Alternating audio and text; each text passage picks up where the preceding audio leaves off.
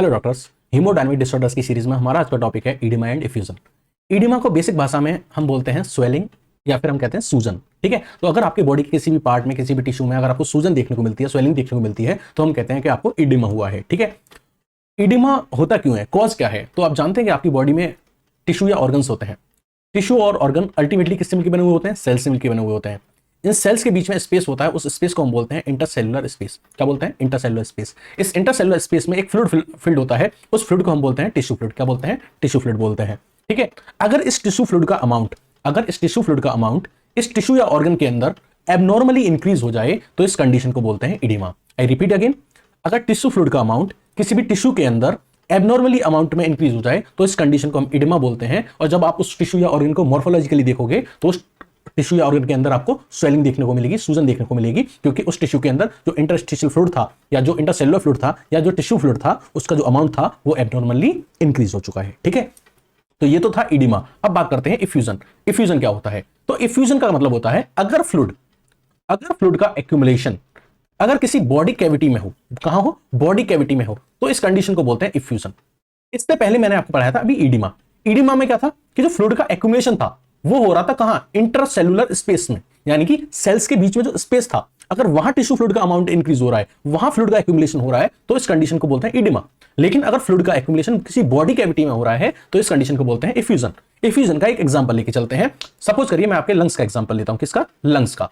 अब आप जानते हैं, मान लीजिए कि ये क्या है? आपके लंग्स हैं। ठीक है, लंग्स है। अब लंग्स को कवर करने वाली जो लेयर होती है उसको हम बोलते हैं प्लूरा। क्या बोलते हैं? प्लूरा बोलते हैं। अब प्लूरा जो होती है ये डबल मेम्ब्रेन होती है। क्या होती है? इसमें दो मेम्ब्रेन होती है। बाहर वाली जो आउटर होती है उसको बोलते हैं पैराइटल प्लूरा, और जो अंदर वाली होती है उसको बोलते हैं विस्ट्रल प्लूरा। क्या बोलते हैं? विस्ट्रल प्लूरा। तो जो अंदर वाली है वो है विस्ट्रल प्लूरा, और जो बाहर वाली जो है, ये जो बाहर वाली है इसको हम बोलते हैं पैराइटल प्लूरा। तो ये बाहर वाली होगी पैराइटल प्लूरा, और जो अंदर वाली होगी ये क्या हुई? विस्ट्रल प्लूरा।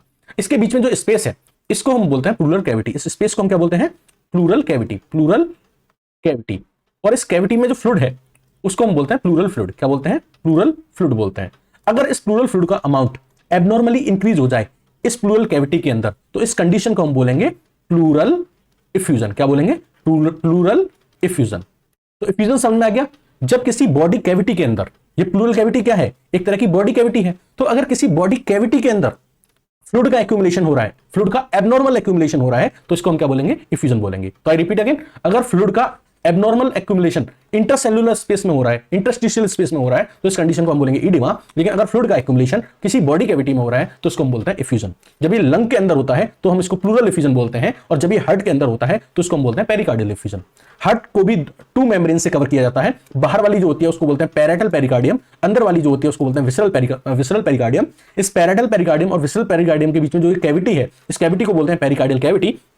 इस पेरिकार्डियल कैविटी में जो फ्लूइड प्रेजेंट होता है उसको बोलते हैं पेरिकार्डियल फ्लूइड। और जब ये पेरिकार्डियल फ्लूइड एबनॉर्मली अमाउंट में इंक्रीज हो जाएगा तो यहां पे एक स्वेलिंग क्रिएट हो जाएगी। इस एरिया में क्या देखने को लग जाएगी? स्वेलिंग देखने को मिल जाएगी, और इस कंडीशन को हम बोलेंगे पेरिकार्डियल इफ्यूजन। क्या बोलेंगे? पेरिकार्डियल इफ्यूजन बोलेंगे। तो आपको इडिमा समझ में आ गया, इफ्यूजन समझ में आ गया। अगर इंटरसेलुलर स्पेस में टिश्यू फ्लूइड का अमाउंट इंक्रीज हो जाए या फ्लूइड का अमाउंट इंक्रीज हो जाए तो इसको इडिमा बोलते हैं, और किसी बॉडी कैविटी के अंदर किसी भी फ्लूइड का एक्यूमुलेशन हो जाए तो इस कंडीशन को इफ्यूजन बोलते हैं। अब बात करते हैं कॉज, कि ये जो इडिमा हो रहा है या फिर जो इफ्यूजन हो रहा है इसका कॉज क्या होता है? तो एक तो इसका कॉज होता है इन्फ्लेमेशन। एक जो मेन कॉज होता है वो होता है इन्फ्लेमेशन। इन्फ्लेमेशन मैंने बहुत डिटेल में पढ़ा रखा है, पूरी यूनिट डाल रखी है इन्फ्लेमेशन के ऊपर। उसमें मैंने आपको बताया था इन्फ्लेमेशन क्या होता है।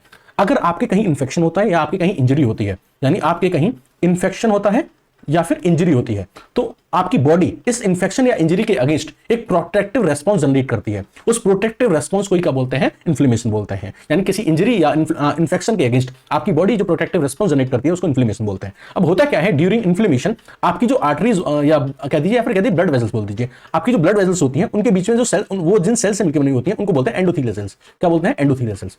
तो इन्फ्लेमेशन के दौरान ये जो ब्लड वेजल्स की एंडोथेलियल सेल्स है ये कॉन्ट्रैक्ट कर जाती हैं, और कॉन्ट्रैक्ट होने की वजह से इनके बीच में स्पेस क्रिएट हो जाता है। स्पेस क्रिएट होने की वजह से जो ये इस ब्लड वेजल के अंदर जो प्लाज्मा फ्लो हो रहा था, या आप कह दीजिए ब्लड फ्लो हो रहा था, और उस ब्लड के अंदर जो प्लाज्मा वाला पार्ट था वो इस गैप के थ्रू बाहर निकल जाता है। और जब इस गैप के थ्रू वो प्लाज्मा वाला पार्ट बाहर निकल जाएगा तो वो कहां जमा हो जाएगा? ऑब्वियसली किसी टिश्यू या ऑर्गन के टिश्यू फ्लूइड में जाके ये एक्यूमुलेट हो जाएगा, और वहां पे क्या कॉज कर देगा? इडिमा कॉज कर देगा। तो एक जो मेन कॉज है इडिमा या इफ्यूजन का वो है इन्फ्लेमेशन। इन्फ्लेमेशन में क्या होता है कि जो ब्लड वेजल्स होती हैं वो जिन सेल्स से मिलकर बनी होती हैं उनको बोलते हैं एंडोथेलियल सेल्स। एंडोथेलियल सेल्स में कॉन्ट्रैक्शन होता है जिसकी वजह से उनके बीच में गैप क्रिएट हो जाता है। गैप क्रिएट होने की वजह से इन ब्लड वेजल्स के अंदर से प्लाज्मा निकल के बाहर चला जाता है, और बाहर जाके वो टिश्यू फ्लूइड में एक्यूमुलेट हो जाता है, और इसलिए टिश्यू फ्लूइड का अमाउंट बढ़ जाता है, इसलिए वहां पे इडिमा क्रिएट हो जाता है। ठीक है, तो एक रीजन होता है इडिमा। दूसरा, अगर किसी का कोई किडनी का प्रॉब्लम है या किसी का लिवर का कोई प्रॉब्लम है या किसी के कार्डियोवास्कुलर सिस्टम में कोई फंक्शनल डिसऑर्डर है, तो इस रीजन से भी इडिमा आपको देखने को मिलता है। ठीक है, अब इडिमा समझने से पहले, डिटेल में समझने से पहले हम एक मैकेनिज्म समझेंगे नॉर्मल फ्लूइड एक्सचेंज का, कि हमारी बॉडी में नॉर्मली फ्लूइड की एक्सचेंजिंग कैसे होती है। तो आप जानते हैं कि हमारी बॉडी में हार्ट से कुछ पाइप्स आते हैं जिनको हम बोलते हैं आर्टरी, जो कहां जाते हैं, किसी ऑर्गन या टिश्यू के अंदर जाते हैं उसको ब्लड सप्लाई करने के लिए। तो आर्टरीज आती हैं किसी भी टिश्यू या ऑर्गन के अंदर। आर्टरी जब आती है तो किसी भी टिश्यू या ऑर्गन के अंदर, तो वो पहले ब्रेक डाउन होती है आर्टेरियोल्स में। किसमें? आर्टेरियोल्स में। और आर्टेरियोल्स जो होते हैं वो फर्दर ब्रेक डाउन होते हैं किसमें? कैपिलरीज में। कैपिलरी फिर क्या करती हैं? ज्वाइन करके वेन्यूल्स बनाती हैं, और वेन्यूल्स ज्वाइन करके वेन्स बनाते हैं, और ये वेन्स जो थी वो वापस इस ब्लड को कहां ले जाती हैं? हार्ट के पास ले जाती हैं। So this is basically the process of blood transfer. Heart से ब्लड आता है आर्टरीज के थ्रू, आर्टरी ब्रेक डाउन होती है आर्टेरियोल्स में, आर्टेरियोल्स ब्रेक डाउन होती है कैपिलरी में, कैपिलरी फिर ज्वाइन करके बनाती हैं वेन्यूल्स, और वेन्यूल्स ज्वाइन करके बनाते हैं वेन, और वेन के थ्रू फिर ये ब्लड वापस हार्ट की तरफ चला जाता है। अब जब ये ब्लड जो आ रहा था, ये जो ब्लड आ रहा था इन कैपिलरीज के थ्रू, या ये जो आप कहिए आर्टेरियोल्स के थ्रू या आर्टरी के थ्रू, जब ये कैपिलरीज में आएगा, जो ब्लड पहले आर्टरी में आया था, फिर आर्टेरियोल में आया था, और फिर कहां गया था? कैपिलरी में आया था। तो जब ये ब्लड कहां आया था? कैपिलरीज में आया था। तब इस ब्लड के बीच में और इस टिश्यू फ्लूइड के बीच में एक्सचेंजिंग होती है। ठीक है, अब मैं इसको यहां समझा रहा हूं। ये जो मैं आपको बना रहा हूं, आप ऐसे समझिए मैं कैपिलरी बना रहा हूं। क्या बना रहा हूं? कैपिलरी बना रहा हूं। और ये मैं बना रहा हूं नीचे आपकी ये सेल्स हैं, आपकी बॉडी की सेल्स हैं, और ये इन सेल्स के बीच में क्या फिल्ड होगा? टिश्यू फ्लूइड होगा। क्या होगा? Tissue fluid. तो ये क्या है? ये जो मैं आपको दिखा रहा हूं ग्रीन ग्रीन, बेसिकली ये क्या है? टिश्यू फ्लूइड है। ये क्या है? टिश्यू फ्लूइड है। तो मैं आपको बेसिकली ये बताना चाह रहा हूं कि ये जो कैपिलरी है और ये जो टिश्यू फ्लूइड है, इनके बीच में क्या होता है? फ्लूइड का एक्सचेंज होता है। आप जानते हैं कि जो कैपिलरी है इसमें क्या होगा? ब्लड होगा, और ब्लड होगा तो ब्लड का जो वाटरी कंटेंट होता है, ब्लड का जो वाटरी पार्ट होता है, जो लिक्विड पार्ट होता है, उसको हम बोलते हैं प्लाज्मा। क्या बोलते हैं? प्लाज्मा। और यहां ये क्या प्रेजेंट है? Green green tissue fluid. अब इस ब्लड के बीच में या फिर इस प्लाज्मा के बीच में और इस टिश्यू फ्लूइड के बीच में क्या होती है? एक्सचेंजिंग होती है। एक्सचेंजिंग होती है। प्लाज्मा यहां से बाहर निकल के आता है। प्लाज्मा यहां से इस कैपिलरी से कहां से? इस कैपिलरी से बाहर निकल के आता है इस टिश्यू फ्लूइड के अंदर। क्यों आता है? इस टिश्यू फ्लूइड को ऑक्सीजन सप्लाई करने, फूड सप्लाई करने, और अदर जो भी उसकी नीड होती है उस नीड के अकॉर्डिंग चीजों को सप्लाई करने। सिर्फ ऐसा नहीं होता कि प्लाज्मा ही बाहर निकल के आता है, जो टिश्यू फ्लूइड था यहां पे, ये भी कैपिलरी के अंदर जाता है। क्यों जाता है? ये जो वेस्ट प्रोडक्ट होते हैं उनको वापस लेके जाता है। कार्बन डाइऑक्साइड को लेकर वापस इस कैपिलरी में जाता है, या जितने भी वेस्ट प्रोडक्ट होते हैं उनको एलिमिनेट करने के लिए ये टिश्यू फ्लूइड यहां से कहां एंटर करता है? इस कैपिलरी में एंटर करता है। कहने का मतलब कैपिलरी में जो ब्लड है या प्लाज्मा है और टिश्यू के अंदर जो टिश्यू फ्लूइड है, इन दोनों के बीच में एक्सचेंजिंग चल रही है। प्लाज्मा बाहर निकल के आता है ऑक्सीजन, फूड और जो भी नीड है जिन चीजों की, उनको लेके। टिश्यू फ्लूइड वापस अंदर कैपिलरी में जाता है कार्बन डाइऑक्साइड और वेस्ट को लेके, ताकि ये एलिमिनेट हो जाए। बात समझ आ रही है? तो there is exchanging between plasma and tissue fluid. ठीक है, अब ये एक्सचेंजिंग हो कैसे रही है? अगर ये प्लाज्मा बाहर आ रहा है तो किसकी हेल्प से आ रहा है? इसको कोई बाहर भेजने वाला भी तो होना चाहिए। तो इसको बाहर भेजने वाला एक प्रेशर होता है, उसको बोलते हैं हाइड्रोस्टैटिक प्रेशर। क्या बोलते हैं? Hydrostatic pressure. अच्छा, तो अगर ये टिश्यू फ्लूइड अंदर जा रहा है तो उसको कोई भेजने वाला भी तो होना चाहिए। हाँ, इसको भेजने वाला भी एक प्रेशर होता है, उसको हम बोलते हैं ऑस्मोटिक प्रेशर। तो हाइड्रोस्टैटिक प्रेशर की वजह से प्लाज्मा बाहर आता है, और ऑस्मोटिक प्रेशर की वजह से टिश्यू फ्लूइड अंदर जाता है। इतनी बात समझ में आ रही है? Are you getting my point? तो पहले हाइड्रोस्टैटिक प्रेशर और ऑस्मोटिक प्रेशर के बारे में डिटेल में समझते हैं। हाइड्रोस्टैटिक प्रेशर वो प्रेशर है जो प्लाज्मा को या ब्लड को बाहर कैपिलरी से बाहर की तरफ फेंकता है। मैं इसकी बात कर रहा हूं। तो हाइड्रोस्टैटिक प्रेशर वो प्रेशर है जो प्लाज्मा को या ब्लड को बाहर की तरफ भेजने की कोशिश करता है, बाहर की तरफ फेंकने की कोशिश करता है, कैपिलरी से बाहर की तरफ।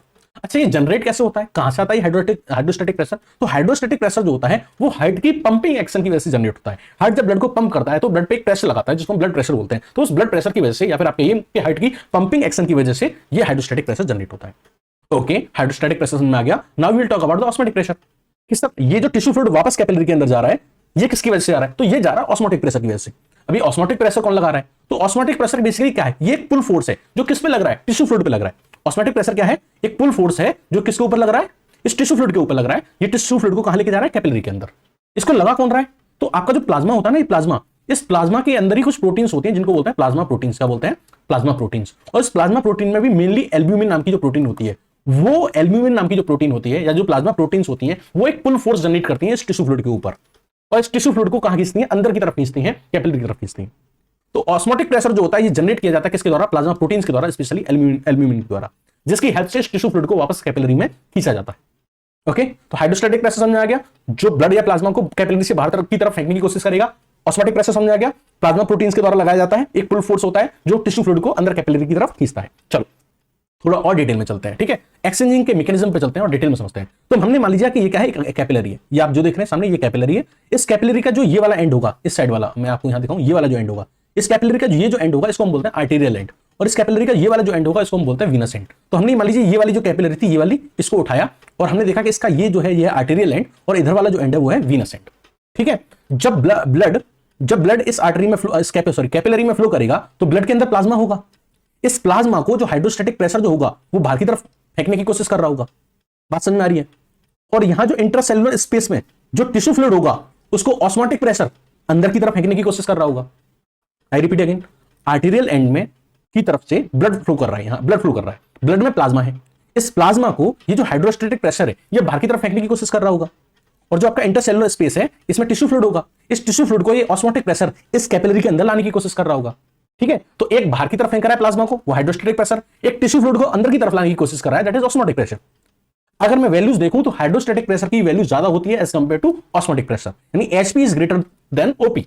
जब बाहर फेंकने वाला ज्यादा तेजी से फेंक रहा है और अंदर लाने वाला कम ताकत से अंदर ला रहा है, तो नेट क्या होगा, सिक्रेशन होगा, क्योंकि बाहर फेंकने वाले की ताकत ज्यादा है और अंदर लाने वाले की ताकत क्या है, कम है, और बाहर फेंकने वाले की ताकत ज्यादा है, तो यानी बाहर ज्यादा फेंका जाएगा, यानी नेट क्या होगा, सिक्रेशन। यानी आर्टेरियल एंड पे हमें नेट सिक्रेशन देखने को मिलता है। ओके, अब आते हैं वीनस एंड पे। वीनस एंड पे हमें क्या देखने को मिलता है, हाइड्रोस्टैटिक प्रेशर प्लाज्मा को बाहर फेंक रहा है और जो ऑस्मोटिक प्रेशर है वो टिश्यू फ्लूइड को अंदर ला रहा है। सेम चीज है यहां भी, प्लाज्मा को मैं यहां दिखाता हूं आपको, जो प्लाज्मा को ये जो हाइड्रोस्टैटिक प्रेशर है ये बाहर फेंकने की कोशिश कर रहा है और जो टिश्यू फ्लूइड है उसको ऑस्मोटिक प्रेशर अंदर लाने की कोशिश कर रहा है कैपिलरी में। अगर यहां मैं वैल्यूज की देखूं तो यहां पे ऑस्मोटिक प्रेशर की वैल्यू ज्यादा होती है और हाइड्रोस्टैटिक प्रेशर की वैल्यू कम होती है, यानी बाहर फेंकने वाला कम ताकत से फेंक रहा है लेकिन अंदर लाने वाले की ताकत ज्यादा है, तो नेट चीज अंदर की तरफ आएगी, तो यहां आपको क्या देखने को मिलेगा, नेट एब्जॉर्प्शन देखने को मिलेगा, ठीक है, किसका, फ्लूइड का। तो आर्टेरियल एंड पे नेट सिक्रेशन होता है फ्लूइड का और वीनस एंड पे क्या होता है, नेट एब्जॉर्प्शन होता है फ्लूइड का। अच्छा, अगर इन दोनों में भी कंपैरिजन किया जाए कि नेट सिक्रेशन ज्यादा होगा कि नेट एब्जॉर्प्शन ज्यादा होगा, यानी कि आर्टेरियल एंड का नेट सिक्रेशन और वीनस एंड का नेट एब्जॉर्प्शन दोनों को कंपैरिजन किया जाए तो सिक्रेशन जो होता है वो ज्यादा होता है, बात समझ में आई। यानी आर्टेरियल एंड पे होने वाली नेट सिक्रेशन और वीनस एंड पे होने वाली नेट एब्जॉर्प्शन में भी कंपैरिजन किया जाए तो सिक्रेशन का अमाउंट ज्यादा होता है। कहने का मतलब ये जो इंटरसेलुलर स्पेस है इसमें अमाउंट ऑफ जो फ्लूइड होगा वो थोड़ा इंक्रीज हो जाएगा। अब इसको बैलेंस करने के लिए ये जो टिश्यू फ्लूइड इसमें इंक्रीज हो रहा है, नेट सीक्रेशन ज्यादा होने की वजह से जो लिम्फेटिक्स होती हैं वो इस टिश्यू फ्लूइड को अपने अंदर ड्रेन कर लेती हैं, जो लिम्फेटिक्स होती हैं वो इस टिश्यू फ्लूइड को अपने अंदर ड्रेन कर लेती हैं और इसको कहां भेज देती हैं, वेन्स के पास भेज देती हैं। बात समझ आ गई। तो इस तरीके से जो टिश्यू फ्लूइड का अमाउंट है इंटरसेलुलर स्पेस में, कहां पे, इंटरसेलुलर स्पेस में, वो मेंटेन रहता है, इडिमा नहीं होता है। इसलिए मैंने इसको क्या बोला है, नॉर्मल फ्लूइड एक्सचेंज। तो नॉर्मल फ्लूइड एक्सचेंज में क्या हो रहा है, अब इसको मैं यहां पे एक व्यू में देखूं तो हाइड्रोस्टैटिक प्रेशर बाहर भेजने की कोशिश कर रहा है, ठीक है, और ऑस्मोटिक प्रेशर इसको अंदर लाने की कोशिश कर रहा है, ठीक है। आर्टेरियल एंड पे क्या है, एचपी ज्यादा है ओपी से, तो यहां पे क्या हो रहा है, नेट सिक्रेशन हो रहा है, और वीनस एंड पे क्या है, ओपी ज्यादा है किससे, एचपी से, तो यहां पे क्या हो रहा है, नेट एब्जॉर्प्शन हो रहा है। अब इस नेट सिक्रेशन और नेट एब्जॉर्प्शन में भी देखूं तो नेट सिक्रेशन जो है वो ज्यादा है नेट एब्जॉर्प्शन से, तो यानी कि नेट सिक्रेशन ज्यादा है, यानी बाहर चीजें ज्यादा आ रही हैं। जब चीजें बाहर ज्यादा आ रही हैं तो हमारे पास कुछ ऐसा होना चाहिए जो नेट बाहर ज्यादा आ रहा है इसको वापस वेन्स में डाल दे। तो फिर यहां पे होती है लिम्फेटिक्स, क्या होती है, लिम्फेटिक्स। ये लिम्फेटिक्स क्या करती हैं, जो नेट सिक्रेट हुआ था उसको अपने अंदर भर के वापस किस में डाल देती हैं, वेन्स में डाल देती हैं, वापस किस में डाल देती हैं, वेन्स में डाल देती हैं। जिसकी वजह से क्या होता है कि जो आपका फ्लूइड होता है, ये जो टिश्यू फ्लूइड होता है, ये इस टिश्यू या ऑर्गन के अंदर बैलेंस रहता है, बढ़ता नहीं है, इंक्रीज नहीं होता। लेकिन अगर इन सब में से कोई भी एक भी सिस्टम अगर डिस्टर्ब हो गया, कोई एक सिस्टम भी डिस्टर्ब हो गया तो क्या हो जाएगा, इडिमा हो जाएगा। यानी कि मैंने आपको बताया था कि बाहर भेजने वाला प्रेशर कौन था, हाइड्रोस्टैटिक प्रेशर। अगर गलती से हाइड्रोस्टैटिक प्रेशर इंक्रीज हो जाए तो क्या हो जाएगा, इडिमा हो जाएगा। या फिर अंदर लाने वाला जो ऑस्मोटिक प्रेशर था ये कम हो जाए। ऑस्मोटिक प्रेशर का काम क्या था, टिश्यू फ्लूइड को अंदर लाना। अगर ये टिश्यू फ्लूइड को अंदर नहीं लाएगा तो टिश्यू फ्लूइड तो बाहर ही पड़ा रहेगा ना, तो भी क्या हो जाएगा, इडिमा हो जाएगा। तो इडिमा होने के क्या क्या रीजन हो सकते हैं कि जो बाहर फेंकने वाला हाइड्रोस्टैटिक प्रेशर था इसकी वैल्यू ज्यादा हो जाए, तो ये ज्यादा से ज्यादा प्लाज्मा बाहर फेंकेगा तो इडिमा हो जाएगा। दूसरा रीजन ये हो सकता है कि जो ऑस्मोटिक प्रेशर था जो टिश्यू फ्लूइड को अंदर की तरफ ले जा रहा था इसकी वैल्यू कम हो जाए।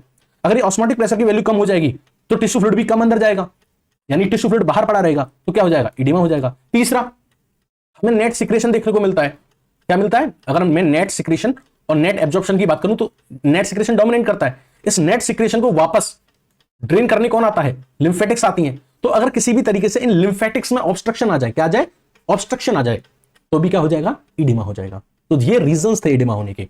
तो मैं आपको बताना चाह रहा हूं कि एलिवेटेड हाइड्रोस्टैटिक प्रेशर, या तो हाइड्रोस्टैटिक प्रेशर इंक्रीज हो जाए, या फिर जो आपका कॉलोइडल ऑस्मोटिक प्रेशर है ये अगर डिक्रीज हो जाए, तो इस सब की वजह से क्या होता है, फ्लूइड का एक्यूमुलेशन होने लग जाता है इंटरसेलुलर स्पेस में, और इसकी वजह से क्या होता है, एडिमा होता है।